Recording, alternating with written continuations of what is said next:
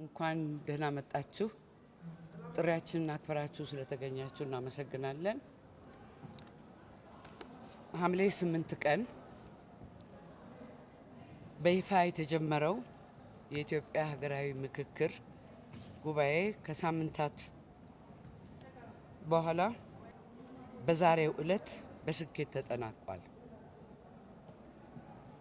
በእነዚህ ቀናት 4000 ኢትዮጵያውያን በአንድ ላይ በመሰባሰብ እጅግ መሰረታዊ በሆኑ 8 ሀገራዊ አጀንዳዎች ላይ ሲመካከሩ ቆይተዋል።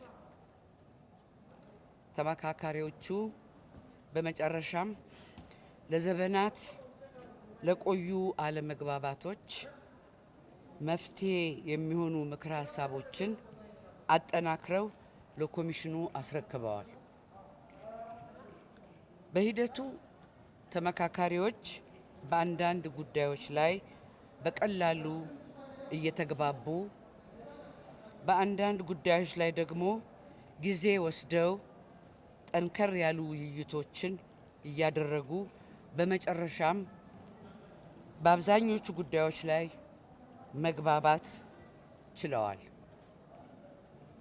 ኮሚሽኑ ሂደቱን ሲከታተል ሁሉም የምክክር መድረኮች በመደማመጥ በመከባበርና መቻቻል ሲከናወኑ እንደነበረ ማረጋገጥ ችሏል።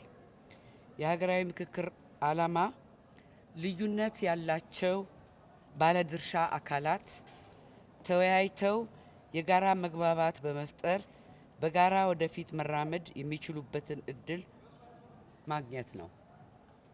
ሀገራዊ ምክክር አሸናፊና ተሸናፊ የመለየት ሂደት አይደለም። ይህ ሂደት አንዱ ወገን ተሸንፎ ሌላው ወገን የሚሸነፍበት ውድድርም አይደለም። የኢትዮጵያ ሀገራዊ ምክክር ጉባኤ ከምክረ ሀሳቦችና ከስምምነቶች በላይ የሆኑ ውጤቶችንም አስገኝቷል።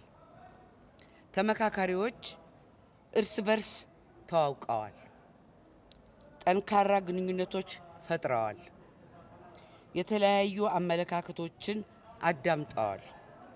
እንዲሁም የሀገራችንን ፈተናዎች በተመለከተ ሀሳቦችን ተለዋውጠዋል። በመጨረሻም መግባባት ላይ ደርሰዋል። በመሆኑም ሂደቱ የምክክር ባህልን ለመገንባት ትልቅ መሰረት ጥሏል።